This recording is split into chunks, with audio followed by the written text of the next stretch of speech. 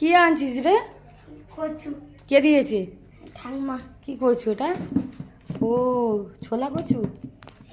বাহ, তো এই ছোলা কচুর সঙ্গে মাছের মাথা না ইলিশ নাহলেই জমবে না। তো বাহ, খুব সুন্দর তো ছোলা কচুটা। তো বন্ধুরা দেখতে পাচ্ছ, এই দেখো ছোলা কচু আমার শাশুড়ি মা কেটে দিয়েছে। তো এটাকে ভালো করে ধুয়ে রান্না করব। তোমরা কচু খেতে কে কে ভালোবাসো কমেন্টে জানাবে।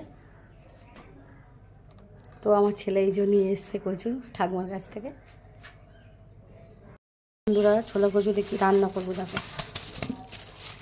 তো এই দেখো মাছের মাথা রয়েছে দিয়ে আর ছোলা কচু দিয়ে আজ ফেলে দেবো কচুটা, না তো ভালো লাগবে না, তো তার জন্য করে দিচ্ছি। এই দেখো মাছের মাথা দিয়ে ইলিশ মাছের মাথা দিয়ে কচু চচ্চড়ি করবো। তো তোমরা কে কে ভালোবাসো কমেন্টে জানাবে। আর এখানে ছোলা কচু জাস্ট অসাধারণ লাগবে। তোমরা আমার মতো কে কে খেতে ভালোবাসো ছোলা কচু দিয়ে। আর এখানে এই দেখো ইলিশ মাছ ভাজা আর কাতলা মাছ ভাজা দিয়ে তরকারি করে নিচ্ছে, ফেলে দেবো। কালকে তো শুক্রবার, একদমই আমি নিরামিষ খাই, তাও বৃহস্পতিবার কী করবো, তাও খেয়ে নেবো, কিছু করার নেই রয়েছে। আর এখানে বেগুন দিয়ে আলু দিয়ে মাছের ঝোল করে নিচ্ছি, কালকে ভাপা খেয়েছিলাম।